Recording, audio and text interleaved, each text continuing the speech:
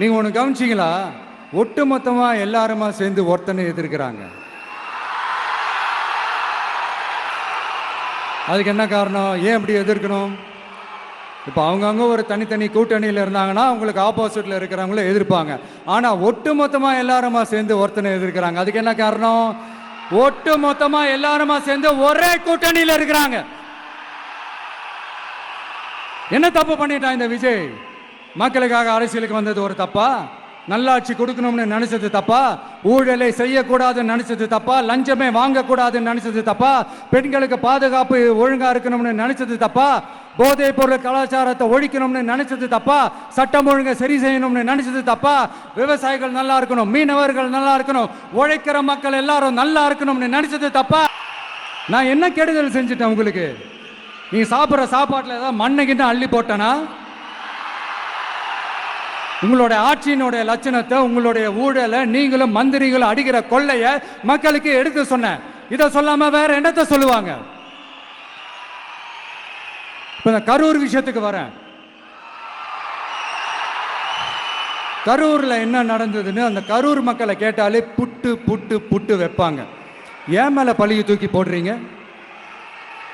என்னமோ நாங்கள் அரசியலே பண்ண மாட்டோம், இந்த விஷயத்துலலாம் நாங்கள் அரசியலே பண்ண மாட்டோம், வீடியோ போட்டுவிட்டு போய் சட்டசபையில் உட்காந்துக்கிட்டு ஏன் மேலே பழி தூக்கி போடுறீங்க? லேட்டாக வந்துட்டாருன்னு. போலீஸ் கொடுத்த டைம்ல நாங்க இருந்தேன். நாமக்கல்ல இருந்து கரூர் வர வழியில இருந்த மக்கள் எல்லாரையும் நான் என்ன அம்போன்னு விட்டுட்டு வர சொல்றீங்களா? நாமக்கல்ல இருந்து கரூருக்கு நான் எப்படி வந்தேன், எவ்வளவு நேரத்தில் வந்தேன், உலகமே லைவ்ல பார்த்துக்கிட்டு இருந்தது.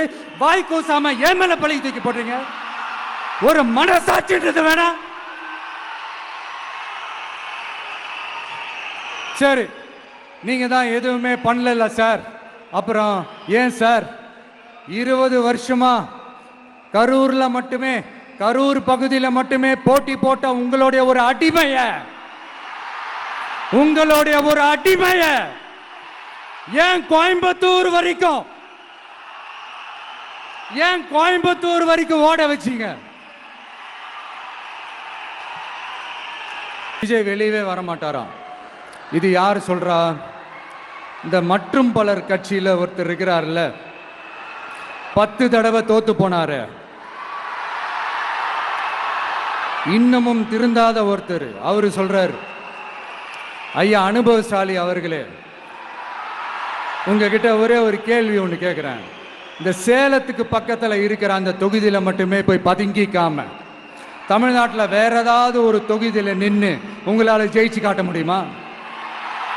சாரி, முதல்ல நிற்க முடியுமா? முதல்ல அதை செஞ்சுட்டு அப்புறமா இந்த விஜயை பற்றி பேசுங்க பாஸ். சும்மா நசன்னு. சொந்த தொகுதியிலேயே தோத்துருவோம்னு பயந்துதான் நம்மளுடைய சின்னத்தையே திருடினவர் தானே. அதனாலதான் நம்மளோட மன்றத்தில் பல வருஷமா பயணிச்ச நம் ஒரு சுயேட்சை வேட்பாளரோட சின்னத்தை நம்மளோட தான் அரவணைச்சி ஆதரிக்கிறோம்.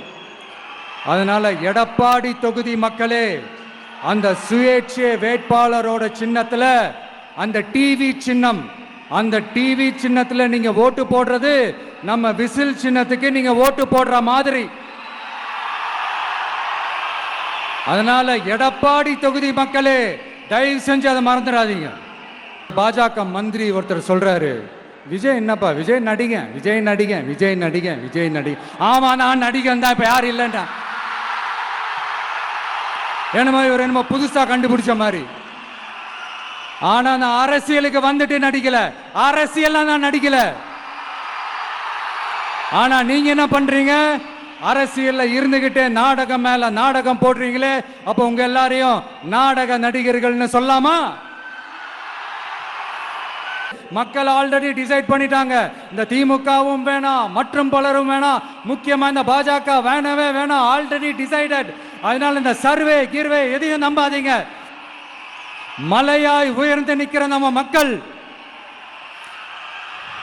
மிகப்பெரிய விசில் அலையா இருக்க போற இந்த எலெக்ஷன், வாகை சூடும் வரலாறு திரும்ப போற இந்த எலெக்ஷன்,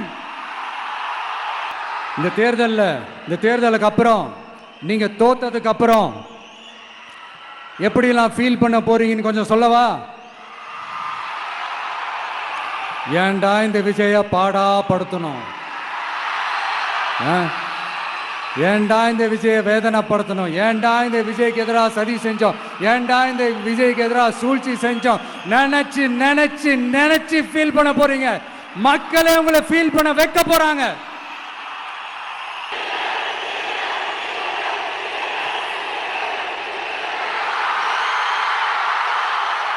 இந்த ஊழல்லையே ஊறி போய் ஊறி போய் ஊறி போய் இருக்கிற இந்த 2 பேரும் நமக்கு வேணாமுங்க. புதுசா ஃப்ரெஷ்ஷா ஒரு நல்லாட்சி கொடுக்கக்கூடிய, ஒரு மாற்றத்தை கொடுக்கக்கூடிய நம்மளுடைய டிவிகேவை நாம எல்லாருமா சேர்ந்து கொண்டு வருவோம். நாம எல்லாருமா சேர்ந்து கொண்டாடுவோம். இது ஒரு மாற்றத்திற்கான ஒரு தேர்தல். சும்மா மாத்தி மாத்தி ஓட்டு போட்டுக்கிறதுக்கு பேர் மாற்றம் கிடையாது. புதுசா ஃப்ரெஷ்ஷா ஒருத்தவங்களை கொண்டு வர்றதுக்கு பேர் தான் அந்த மாற்றம். ஒரு நியூ கவர்னன்ஸ், ஒரு குட் கவர்னன்ஸ் ஒன்று கொண்டு வரலாமா? அதனால மக்களே, அத்தனை வழிகளையும் தாங்கிக்கிட்டு உங்களுக்காக நீதி கேட்க வந்த இந்த விஜய், இப்போ நான் உங்ககிட்ட நீதி கேட்கிறேன். நீங்க தயவு செஞ்சு எனக்கு நீதி வழங்கணும். எப்படி வழங்கணும்?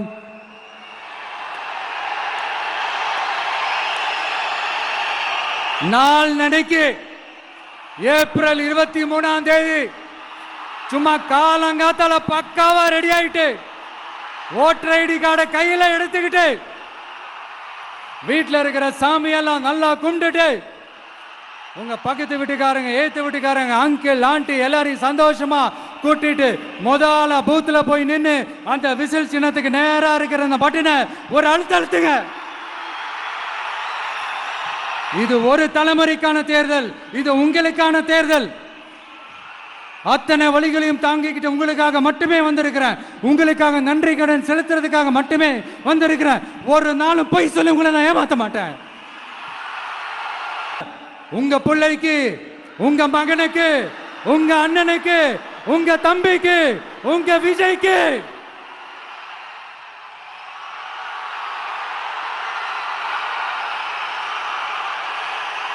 ஒரே ஒரு வாய்ப்பு கொடுங்க. தயவு செஞ்சு விசில் சின்னத்துக்கு ஓட்டு போடுங்க. இது ஒரு விசில் புரட்சி தேர்தலாக இருக்கணும். மே 4ஆம் தேதி அந்த ரிசல்ட் வர டே ரொம்ப ஸ்பெஷலான டே அப்படின்ட்டு ஸ்டாலின் சார் சொன்னாங்க. ஆமா ஆமா, ஸ்பெஷலான டே தான். அக்னி நட்சத்திரம் ஸ்டார்ட் ஆகிற டே, கத்திரி வெயில் ஸ்டார்ட் ஆகிற டே. அந்த கத்திரி வெயில் மண்டைய பொழக்கும். அது மக்களுக்கு ஆகவே ஆகாது.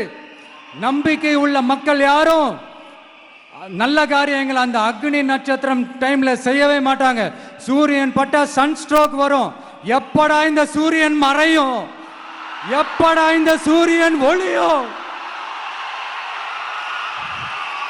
குழந்தைகள் இருந்து பெரியவங்க வரைக்கும் அந்த சூரியனை வெறுத்து ஒதுக்குவாங்க. அதுதான் இண்டிகேஷன். அதுதான் இந்த ரிசல்ட்டுக்கான இண்டிகேஷன். ஓம் சக்தி பராசக்தி, திமுக ஒரு தீய சக்தி.